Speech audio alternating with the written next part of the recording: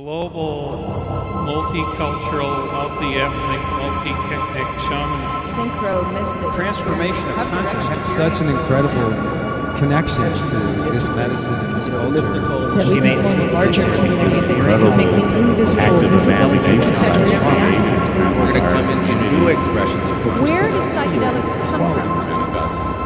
The sacred mirrors were based on a psychedelic experience. Thank you, Palenque Norte. Welcome to Palenque Norte.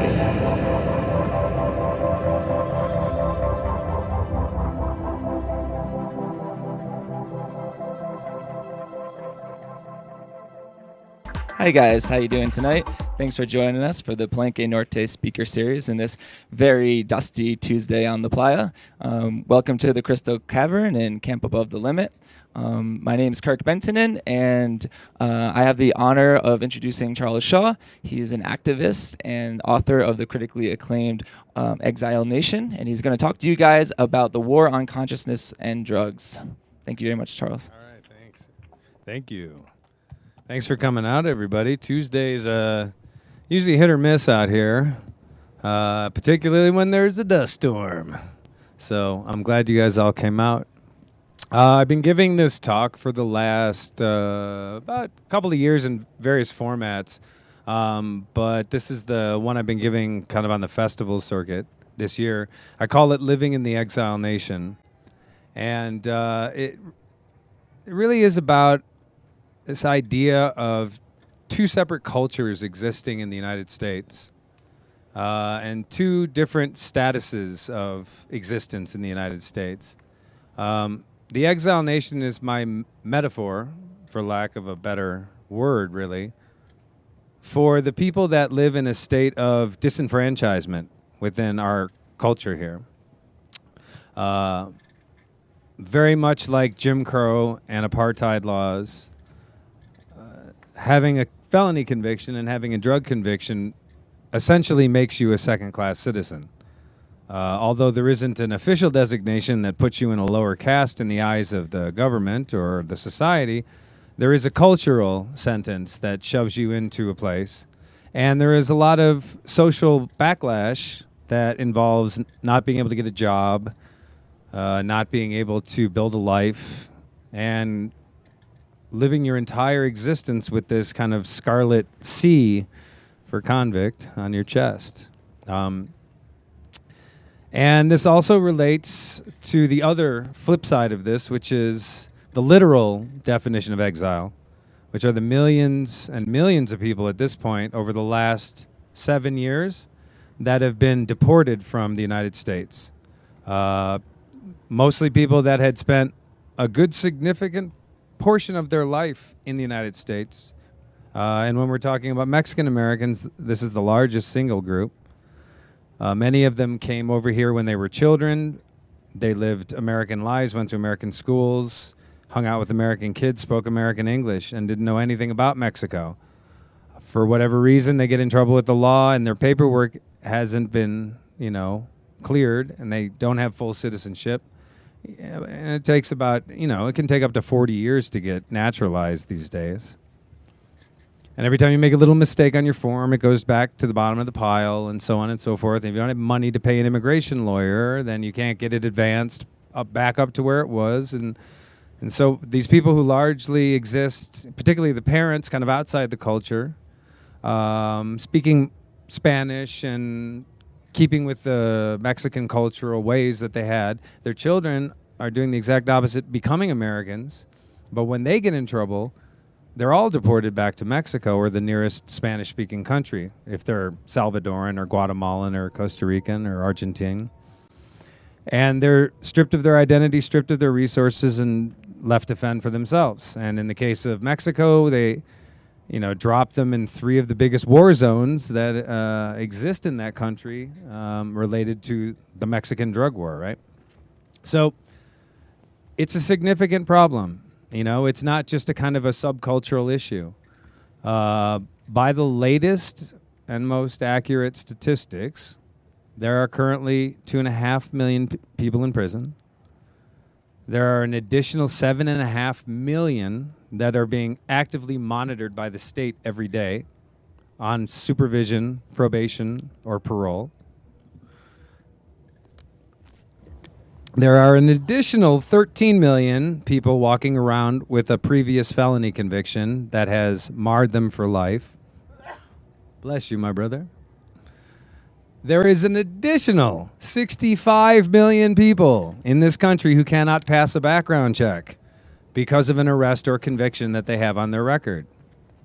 65 million people is about a fifth of the population of this country.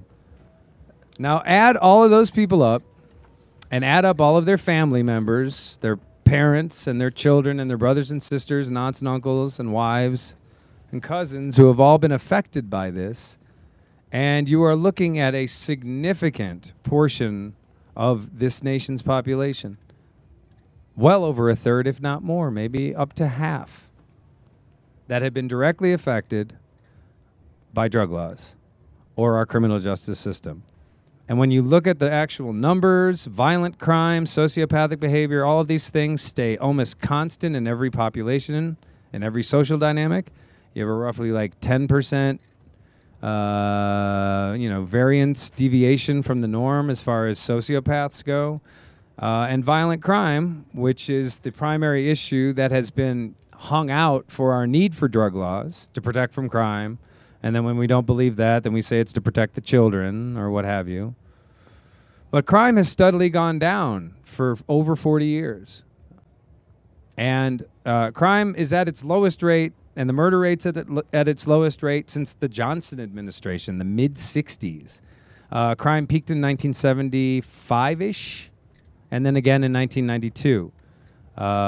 75 was a mixture of the end of the Vietnam War, the stagflation crisis, the changing cultural mores that were opening up things like sexual freedom and chemical freedom and artistic freedom through Hollywood and the whole director's revolution.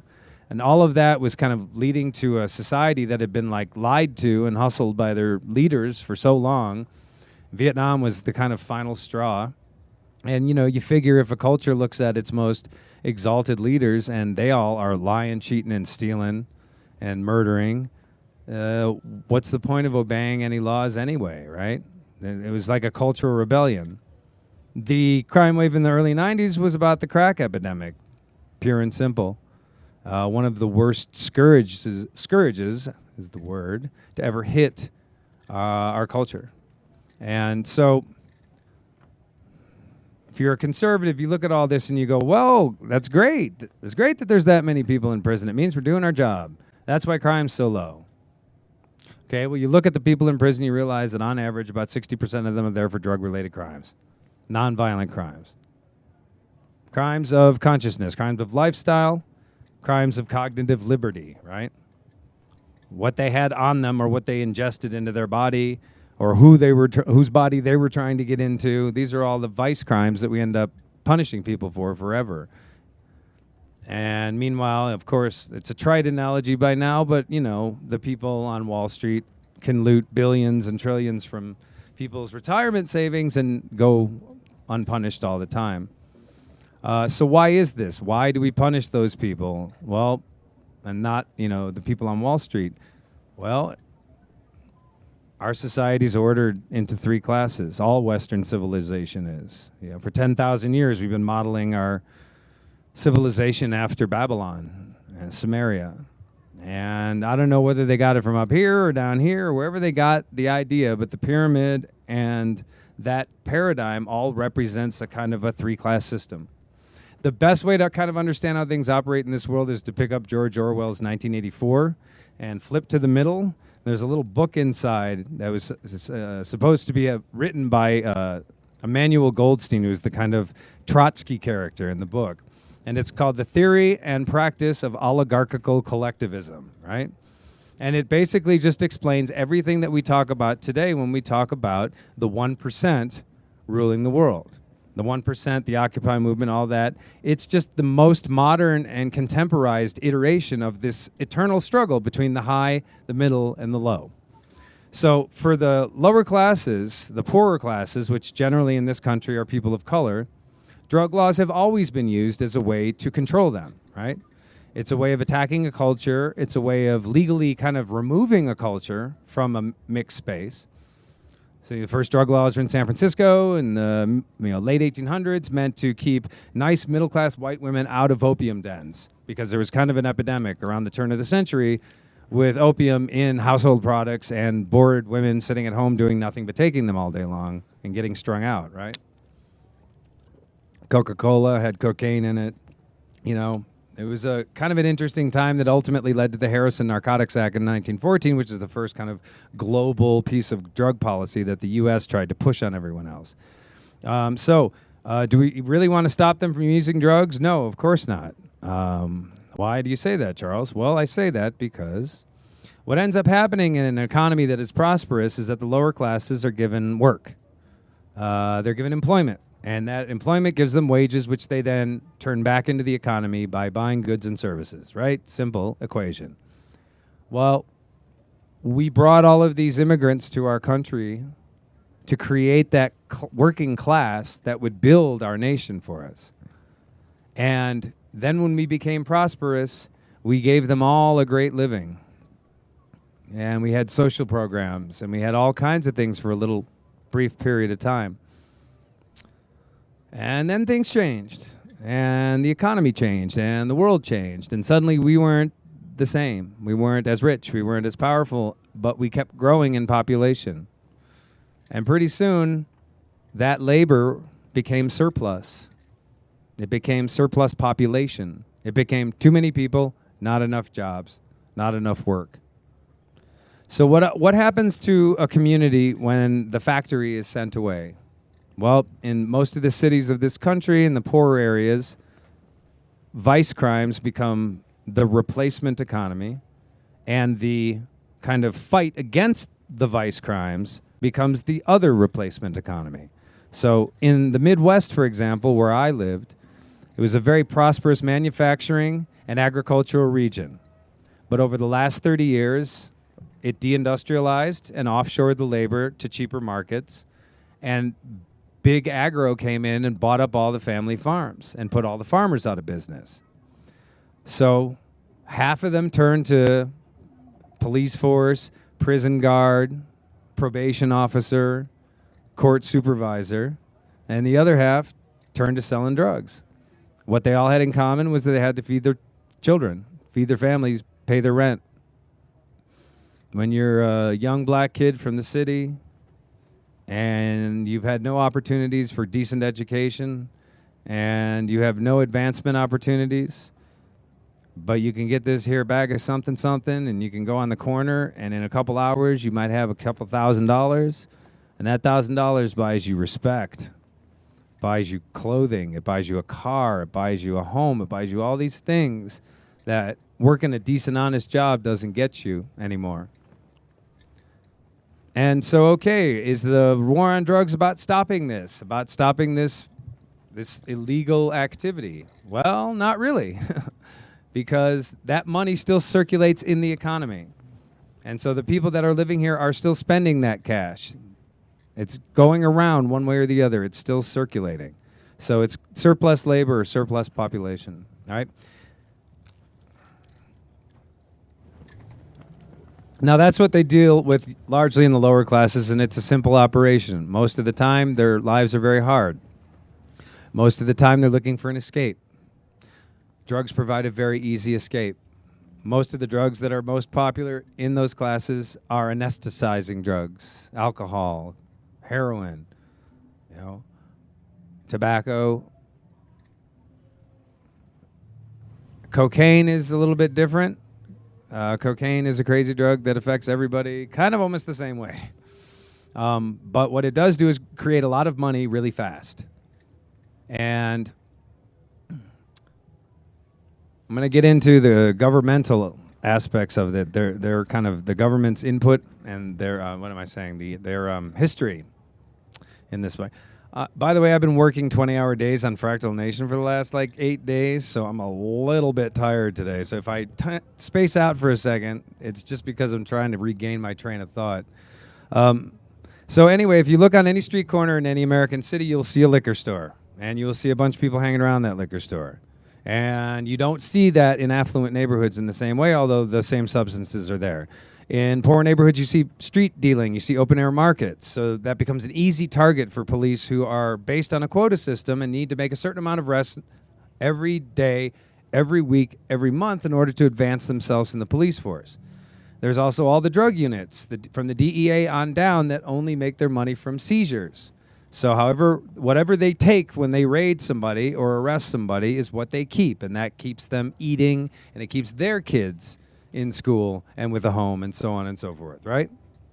So the whole battle of supplying and arresting and policing drugs in the lower classes is just a game. It's just a series of jobs. It's economic activity, and it's an ability to weed out and control and monitor most of the people in that class. Because otherwise, what are they doing? They're sitting around, angry, unemployed, and eventually they start talking to each other. And when they start talking to each other, they start sharing their grievances. And when they start sharing their grievances, they start talking about what they can do to change their grievances. And this is what we saw in the 1960s and 70s with the black nationalist movement. First with the civil rights movement, but it was a nonviolent movement, and they killed Dr. King. And the black movement said, okay, we're not going to take this shit anymore. We're going to take what's ours. And they started to get organized, and they started to scare the living daylights out of white America. And a weird thing happened right around that time, which was that just around the time that all of these soldiers in Southeast Asia were starting to rebel against their superior officers, fragging and all of that. Fragging's when you throw a grenade and blow up your boss. Refusing to go out on patrol, insubordination, desertion, right? At the same time, that was a rampant epidemic in Vietnam. There were also riots and severe civil unrest in the cities. Like 35 major urban riots between 1965 and 1968. So what happened? Right around that time, right around 68, Nixon comes into office, and the whole game changes. And pretty soon, Southeast Asia is flooded with heroin, cheap, high-grade heroin. Where did that heroin come from? Well, it started in Laos, and it was grown by these people called the Hmong, that were a peasant tribe that lived in the hills and grew opium, and they had done this for thousands of years. And they were right-wingers. They were anti-communists. And so our CIA flies in there and makes a deal with them.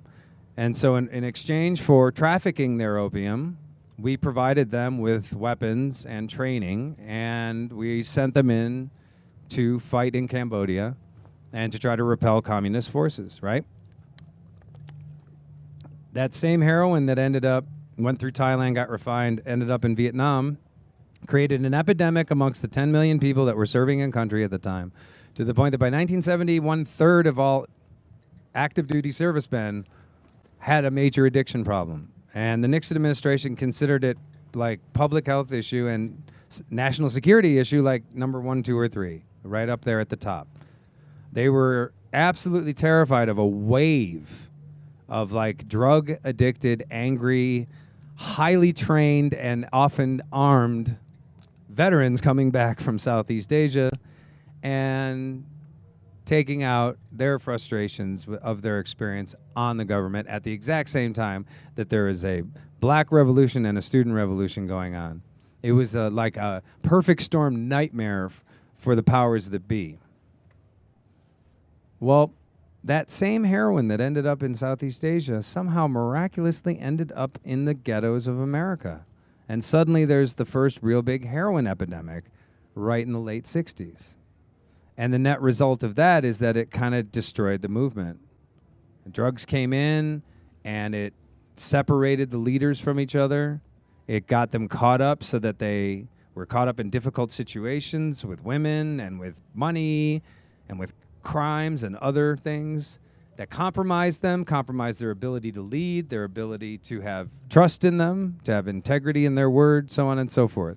People, geniuses like Huey Newton were destroyed by crack cocaine, for example, later, right? So many of the great minds were destroyed on heroin, and then there was a lull. There was a kind of an economic restructuring. There was a right-wing revolution in the early 80s, and that fire in the black community got rekindled. And through the late 70s, it started to grow again. Bob Marley started singing international hits about revolution and about the black man rising up. And then suddenly he catches this aggressive form of cancer and dies, and I'm just going to leave that in your lap, and you can think about that your own way. Look up Alex, what's his name? He wrote The Covert War on Rock. Alex Constantine, amazing book. Goes into all of the old COINTELPRO files about rock stars and movement leaders that were targeted by COINTELPRO and all of the questionable circumstances with those people's deaths that were never reported in the public. Jimi Hendrix, Bob Marley were both, according to Constantine, hits by the CIA because of their support of the black nationalist movement. Jimi Hendrix started playing benefits for the Black Panthers right before he was killed, right? Right before he died, sorry. So, in the 80s then, America found itself in the exact same situation it found itself in Vietnam, which was they needed to fight a covert war that was not authorized by Congress out in another country where they couldn't fund it from taxpayer budgets or congressional budgets. And they had to be real quiet about it.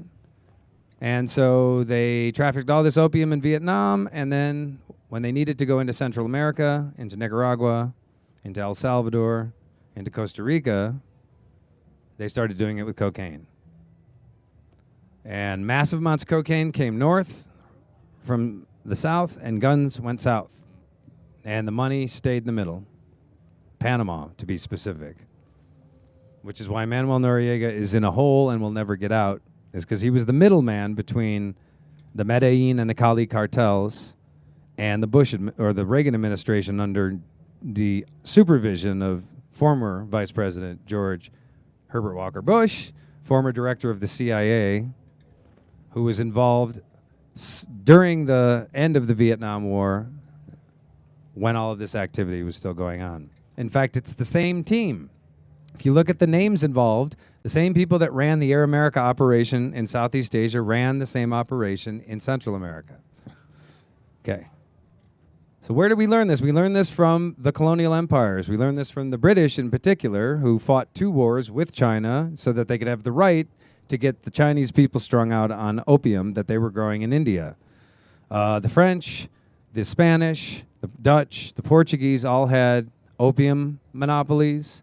They had sugar cane, they had alcohol, whiskey, rum, they had tobacco, they had tea, they had spices. These are like the things that drove the colonies.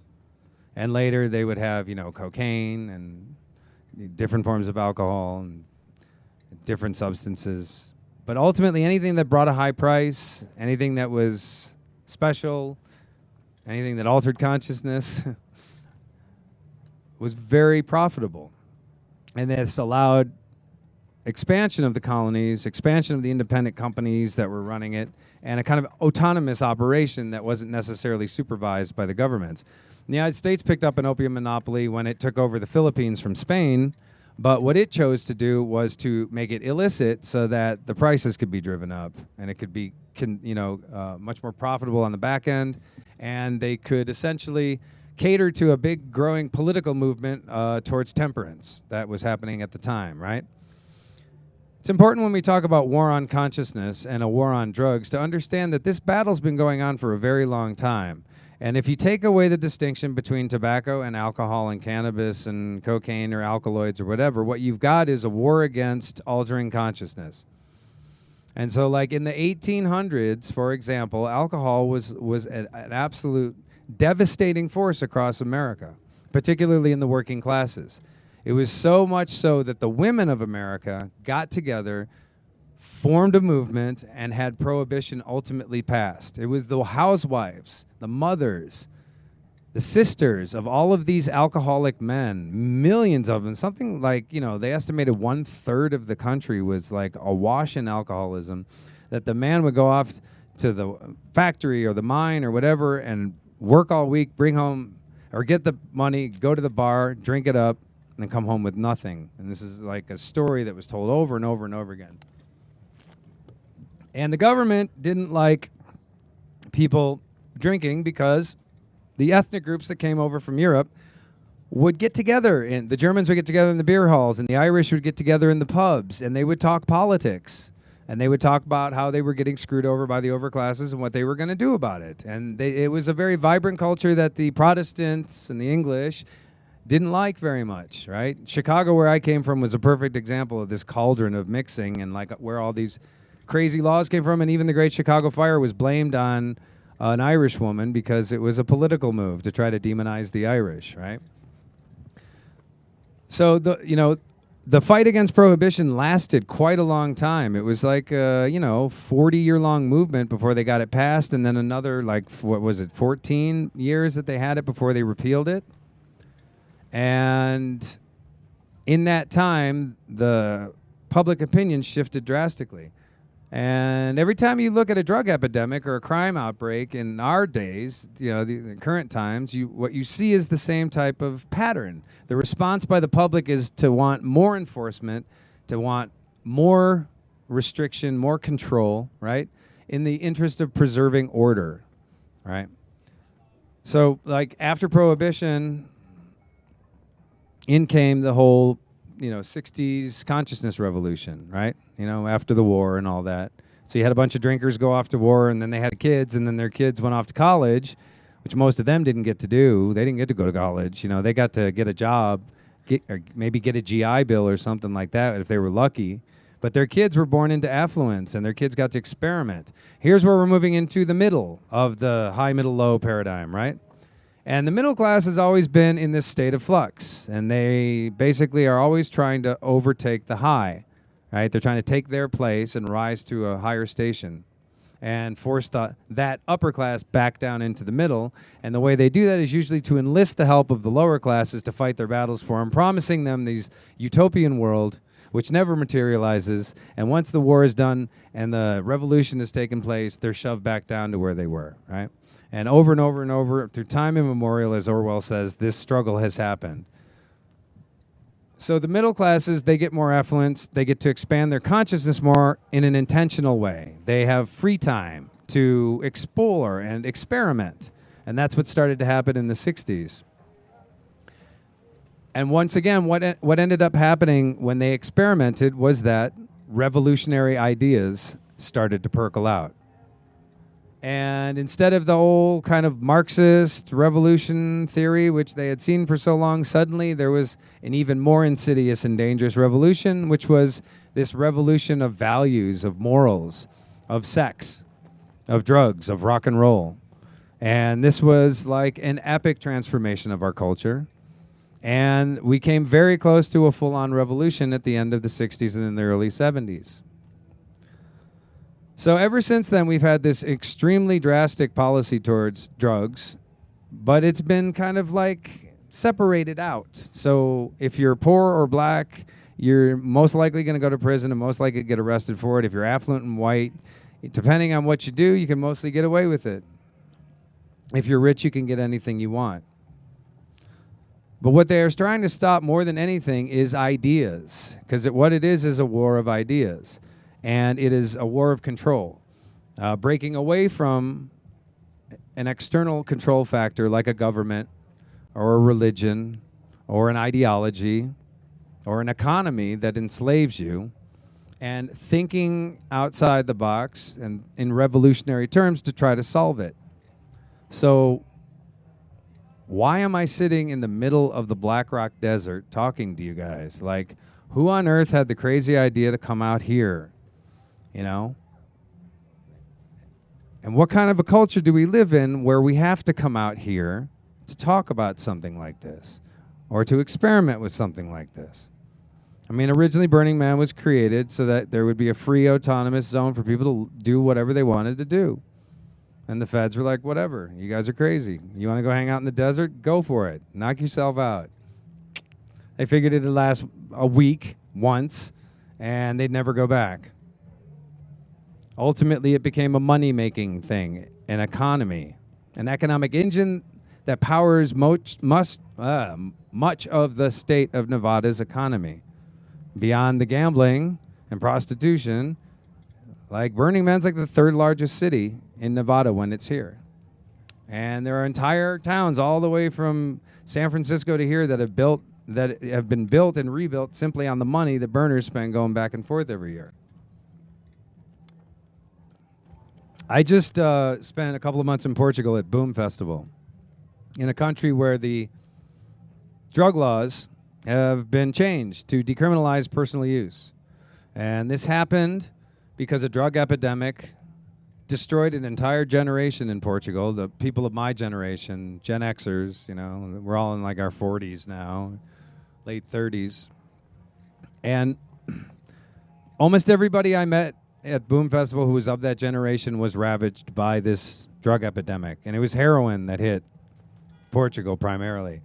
And it came in because when Portugal lost its colonies in the mid-1970s after this awful, disastrous war to try to retain Angola and a couple others, and East Timor, they lost their connection to their cultural usage of hashish and marijuana, which came from, you know, mostly Angola.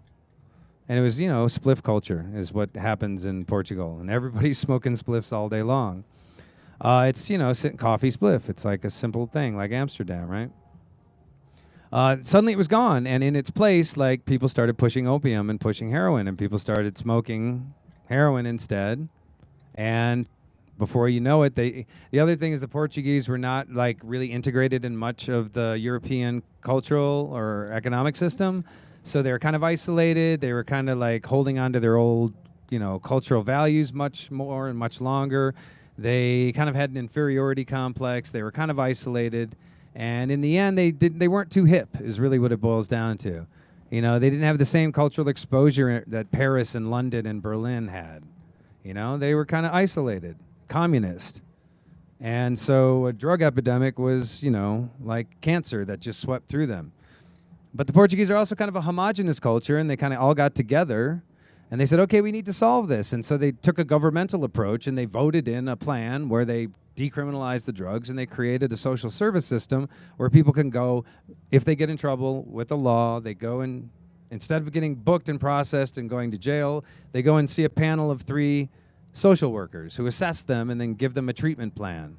And they're sent off into treatment. So it's a harm reduction program instead of a punitive program. And it's wildly successful, and everybody in drug policy across the world is always talking about you have to go to Portugal. Okay.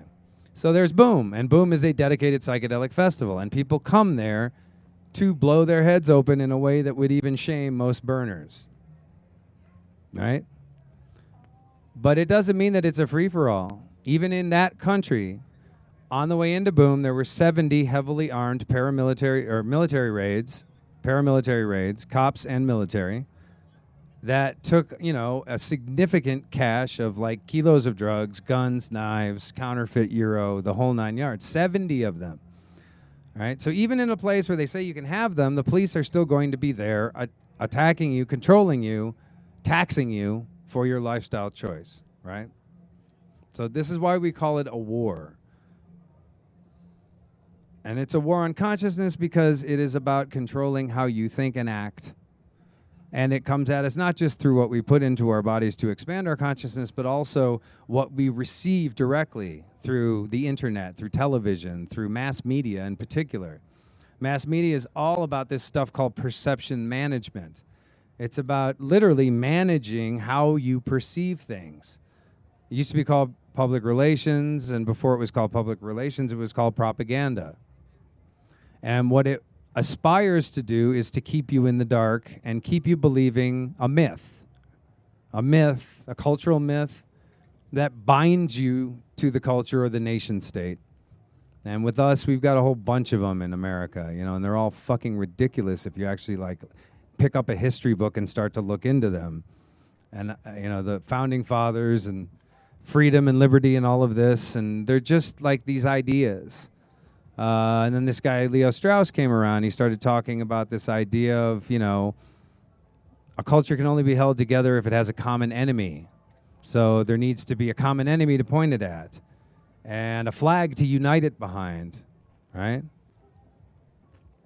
And there is this thing called the noble lie, which is where it's okay in the interest of the greater good to lie to the ignorant masses because they don't really understand and we're just taking care of them, right? I mean, all of this is about keeping people in the dark and keeping them pliable.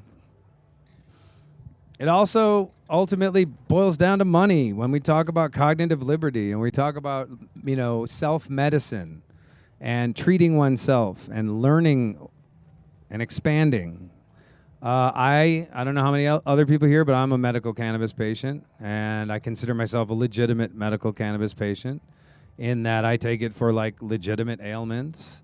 I got like crushed joints and surgery all over the place, and my bones ache all the time, and blah, blah, blah. And wow, why did it take until I was only in my mid-30s to be able to get the permission to do this like we have in California, right? But ultimately, like, what is that all about? And it's like, pharmaceutical company can patent this and make money. If you grow it in your ground, well, not only do you get the benefits of it and there's no taxation on it, but you can also like amass a lot of money and do other things, there was a lot of understanding by the government by how much the drug underground, the Brotherhood of Eternal Love, for example, one of many underground drug-producing movements, funded the revolutionary movements of the day, gave them lots of money, right? Gave SDS and the Black Panthers and so on. And that stuff is still going on, and the government knows this. It's kind of gotten weird, but like the weed economy supports a lot of subversive activity in California. And it is the #1 cash economy. And what's going on this year is kind of funny because after, what has it been, 96 to 2012, it's almost 15 odd years of Prop 215 being passed and dispensaries and systems growing up all over California and billions of dollars being made in that economy. This year it all came almost crashing down to nothing except for specific municipalities and counties who had voted it as okay because the Obama administration was losing voters in California, losing right-wing and centrist voters. And they sacrificed medical cannabis in order to boost their numbers with conservatives and moderates. Now, I know this because when they raided Oaksterdam University and shut down all of the dispensaries inside Oakland, one of my friends who is American for Safe Access kind of intervention person, they go and protest whenever there's a raid on a clinic or a dispensary. She talked to the lead DEA agent and asked him why they were raiding this clinic that had been around for a long time. And why now? And the agent said, because Obama's losing votes. And he said, and frankly, we're okay with this because when you guys close, the black market opens up. And we know who all those people are. And they're going to get really fat. And they're going to sell a lot of weed, and we're going to wait for the right moment, and we're going to go in and we're going to raid them. They fatten them up for the slaughter is basically what it boils down to. And, most of what went on in California, like right after Obama took office and then over the first couple of years was smash and grab jobs. So when Obama first called off the feds, because he said, okay, no more federal raids on medical cannabis clinics, what happened was that the state, local, county, municipal law enforcement came in their place. And instead of going through the process of a federal raid and a federal, what is it when they, injunction and all that to shut you down, this was just smash and grab. The cops just came in. They knew when a dispensary was doing well. They would wait for them to sell all their product, and they would come in, take all the money, take all the product, and just leave and destroy the place. Shoot the dog if there was a dog there. That's like common policy. It's no secret that psychedelics change consciousness. It's no secret that they're revolutionary. I mean, we've known this for a while. What is absolutely fascinating to me is how easily that culture was dismissed. So that today, a simple stereotype of a guy in a tie-dye saying something really weird will dismiss an entire hour of scientific research, vetted, and proven that a doctor can tell you about psychedelic medicine. One bad stereotype. And I believe, and I'm sure the people who lived through it believe, that this is a direct result of the propaganda that began with the right wing and Reagan in 1980.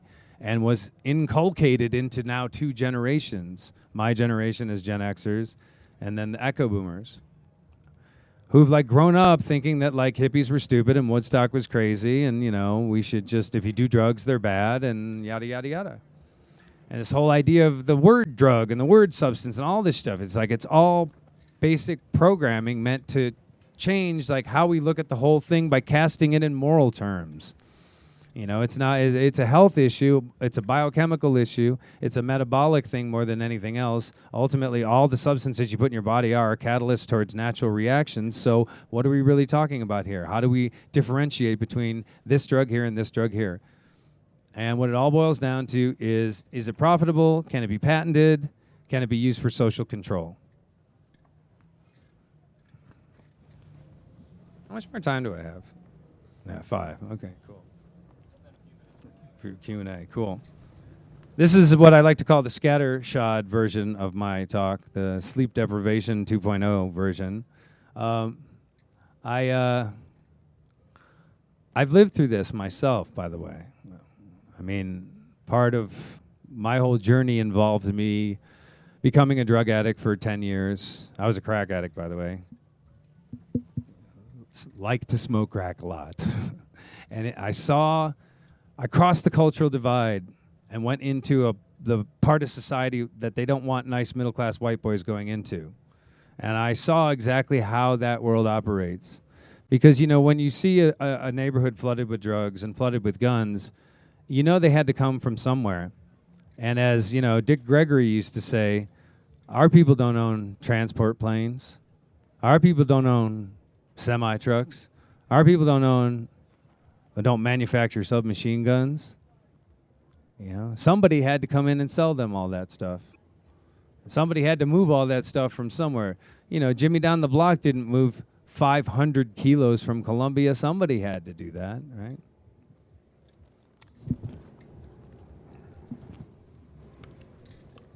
Anyway, I'm sorry that I'm rambling on Palenque Norte because I've been really honored to be a part of this. And I'm really honored that I'm in the company of people that I am speaking in this series.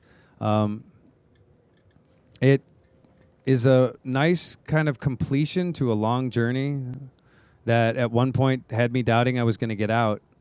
And I went through prison, and I went through recovery, and I put my life back together, and I faced down the ultimate question with suicide and was saved by shamanic medicine, by ayahuasca, literally saved at the last moment. When I had decided and stockpiled the drugs I was going to use to kill myself and decided on the date and everything, and then by chance, a person I had only met once before on the day I got out of prison 4 months earlier dropped by this party I was at that I was invited to at the last second and told me about this ayahuasca when I uncontrollably blurted out to her that I was going to commit suicide when I went home. And I made a pact to stick around for 2 weeks until this ceremony came. I didn't know anything about it. I just kind of knew it was weird, and you threw up a lot. But I had like this whole death, rebirth, purging experience that like had me skipping home in the morning. And I started a whole new life on January 15th, 2006. And a year later, I got here. I started growing my hair on that day, and I like committed to going to Burning Man on that day. I can't tell you why. I just did. And I grew dreads down to here until this March. 7 years of healing that went into me. 7 years of work with this and other shamanic medicines and plants and MDMA, which was what got me sent to prison because I was turned on to MAPS's work almost 10 years ago and was taking it to try to get through the post-traumatic stress disorder that I had from a lifetime of violence and abuse and rape and, street insanity being a drug addict. So like I have such an incredible connection to this medicine and this culture. It pains me to see how underground it's been forced. I mean, I'm very glad that MAPS has done their diligent work to get it out into the open and get a lot of great media these days. And getting to just start to maybe begin changing people's attitudes. But we still got a long way to go. And there are more police out here than there's ever been before. And as the head of like a very large sound camp that had to deal with this last year, they are out here in a way that they've never been before. And they're not out here to bust people. Why? Because almost everybody who comes here has money, and almost everybody who comes here is white, and they all go home to some productive endeavor, or they start all over again and get into the Burning Man cycle. Either way, they're not a threat. They're out here having fun, and we are taxing them for their fun, and that's what the police do here. They don't want to bust you because it costs too much money, it's too much paperwork, it's too much of a hassle to take you from here to Gerlach Empire, Carroll, Pershing, Wapaho, Washoe, whatever it is, Reno, and bust you. So what they do is they tax you. And we're like shooting fish in a barrel out here. So they'll just find where we all are, and one by one go in and bust us and charge us as much as we can possibly imagine, because we will pay it, because it keeps us from going to prison. And they walk out of here millions of dollars richer. I don't know what pisses me off more, like being sent to prison over the use of the substances I choose, or allowing the police force to get fatter and richer and buy second cars for themselves over the use of my substances. It's a vehicle, and we have to find a way to stop it. And the thing is, like, I was blessed, at Boom, I had a huge European crowd, and they're really plugged into this stuff, and they're politically active. I got to tell you, I could do 20, 30 gigs across this country and barely draw, 100 people talking about this stuff, because people don't want to hear it. It bores them. It scares them. It means they have to do something. It's a drag, man. It's a fucking drag. Why do I want to be involved? Why do I want to go fight that? I'm fine. They're going to leave me alone. I'm just going to do my shit over here. Why do I have to go get political about it? And you're right, you don't, if you can get away with it. But do you really want to hide? Like, do you really want to live under the fear of criminal justice and losing your life? Do you really want to feel ashamed to not be able to tell other people, hey, you know what? Like, I use psychedelics. I'm afraid they're going to look at you with that crazy, like, oh, you're one of those people, aren't you? Fear is an amazing motivator. So I always encourage people to speak out, to own your shit, to stand proud with your use, to talk about what it's done for you in a positive way to everybody that you can. Don't be a proselytizer, don't be obnoxious, but just make things happen. Get involved in your communities, get involved in initiatives to change laws, get involved in, initiatives to repeal drug laws. Like, try to do something, but more than anything else, tell your friends, tell your family, tell your mom that it's not all that they told you, that it's actually something different. It's on all of us to make this the world that we want.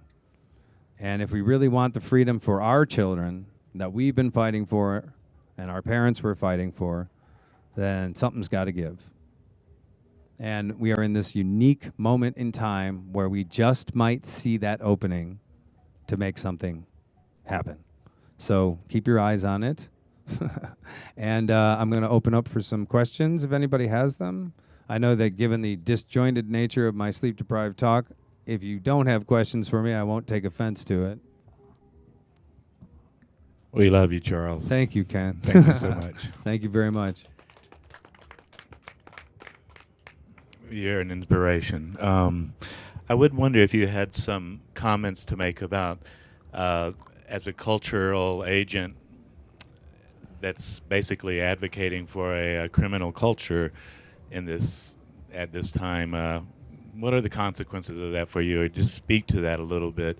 I've been thinking about it a lot, about how people like McKenna and Leary and things we were talking about earlier, the price that brought into their personal lives to stand up and be honest and just speak the truth. And how's that affecting you now?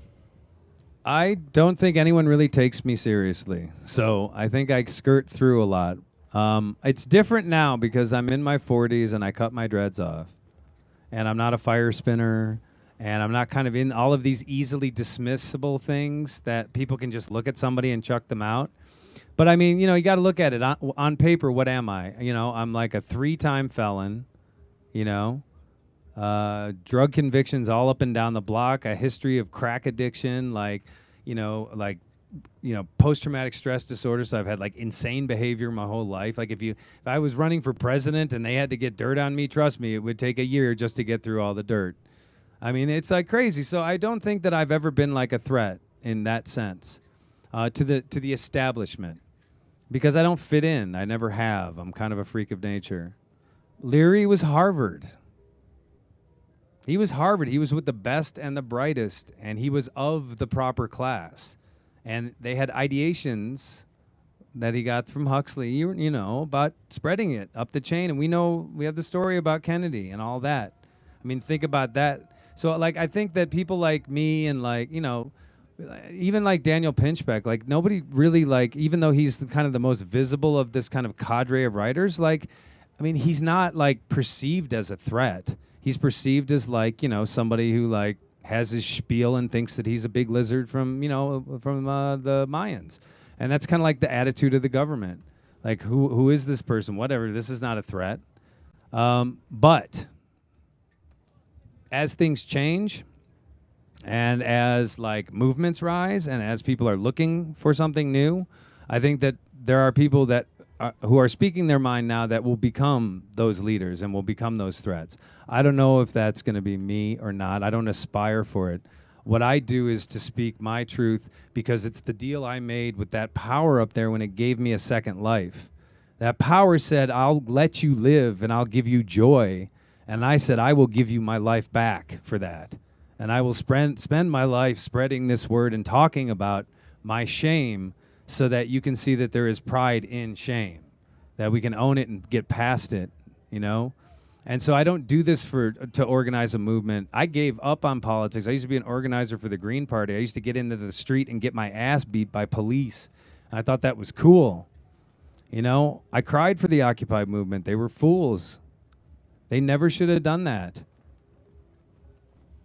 They just set themselves up for two things. One, to get beat to a pulp, and two, to justify the police presence from here on out. To normalize the sight of Ninja Turtles, as I call them, riot cops, marching down the streets, of tanks and sonic dispersal cannons in the streets, of all of this high-tech weaponry that is called non-lethal crowd control. You know, low-frequency guns that make you shit yourself. These are all real. I've seen them. High-frequency things that shatter your eardrums and disorient you. Microwaves that hit you and fry your system for a second to the point where you drop in compliance.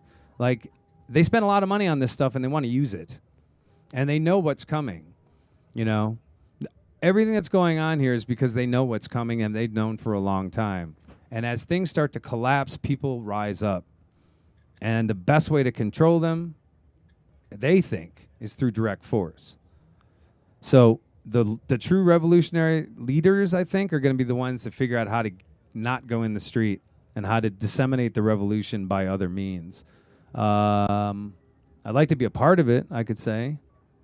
But at this point, you know, my friends that are in, like, the military, CIA, you know, intelligence, you know, they're not, like, operative type people, but they're sources and they're people that you talk to. And FBI in particular, they are obsessed with Arabs, foreigners. I mean, they literally feel like they're being besieged on all sides, and everything at home is to keep everybody at home tamped down. So I mean, I wish I could, like, give you an answer that didn't sound either like trite or megalomaniacal, you know, because I just don't know. It's so easy to discredit someone these days too. You know, with the internet, you can have, like, a fake video and a rumor totally ruin somebody overnight if they have a big enough reach. I also think that the real revolution is going to come from women, personally. I think enough guys have tried to lead the revolution, and it's always the same thing because men have the same intention. We always enter into a war paradigm. And we got to stop that war paradigm. And at least the feminine will allow us to get out of that war paradigm and get into something that is a collaborative negotiation of disputes and grievances, you know? But I don't know what that's going to look like, you know?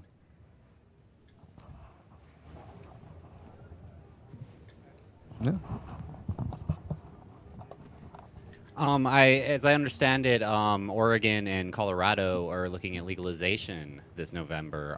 What do you think? Where do you think that's going to head? Do you think that's going to start paving a way for some sane drug policy in this country? I think a memo went down from the White House recently that said don't interfere with legalization because it's an awesome opportunity for us to make some money. I think they see that not only can they tax it, but they can also tax people who they'll still bust you for it, but instead of it being a criminal offense, it'll be a ticketable offense, and they'll just add 20 more cops to every force to go out and bust every weed smoker with a ticket. And they're going to start making money that way. That's why I think the shift happened. I mean, Prop, what was it? I'm sorry, 18? The legalization initiative in California got shot down because it had more money. And because conservative voters were angry, they felt that they had been duped by Proposition 215. Moderates and conservatives, because, almost 90% of the state voted for it. It was like overwhelmingly positive in favor of medicinal marijuana in 1996. Except that the conservative and moderates thought that they were voting for terminally ill patients to be able to have cannabis in their last days. Not like, well, I take it for my, right? People abusing it. The black market getting involved and turning out, doctor mills and all this stuff, and get your recommendation online. That shit pisses off the right wing, and they got really upset by it. And what they've been trying to figure out since then is how we can integrate legalization into it. And I think they want to do it. I know that Philip Morris has bought 50,000 acres in Mendocino County. I know that there is a patent out, not only for like a Monsanto type cannabis plant, but also a killer weed that can be dropped into the, the existing females all over the. So like basically one runaway male plant in the right place can wipe out like hundreds and hundreds of acres of female plants, and just pollinate them all at once, and it's like a ripple effect. And there's genetically modified versions of this that have been patented, that I've heard people talk about. I definitely have heard about the. And seen the documentation on like the whole land buying and the whole like trying to get inside the industry. I think we should be pretty ready to see pot get legalized, starting in small places and roaming around just like the 70s. And, depending on the economics, it'll either like continue to grow until it's not an issue, or, there'll be another conservative backlash in 20 years, I don't know. Any more questions? Awesome. Wow. Thanks for coming out on a Tuesday, guys. I appreciate it. Thanks for putting up with my rambling, sleep-deprived talk. Again, my book is Exile Nation. My website is exilenation.org. I also am a documentary filmmaker. I have a film up there called the Exile Nation Project, which is an oral history archive of interviews of people who have gone through the criminal justice system and been involved in our drug laws. I would check it out when you get a chance. I'm currently in post-production on a new documentary about the whole deportation issue. And I hope all of you come down to 2 o'clock and to Fractal Nation, because we are opening tonight and tomorrow. And we're going to have a big opening ceremony tomorrow night. And if we had another half hour, I'd tell you all about why I do this type of work out here and about what building community and post-apocalyptic training is, but I'll save that for another day. Again, Chris and everyone and Annie and the Tea House and Palenque, thank you for letting me be a part of this. This was a true honor, and I'm really, really psyched to have been able to talk with you guys today. Thanks, Charlie. We're happy to have you with us. And just to let you know, I'm not sure if you noticed the chandelier here, but this chandelier has seen other psychedelic discussions when it was living above Tim Leary's dining room table in his house. So we've brought it out here to sort of set this space. So.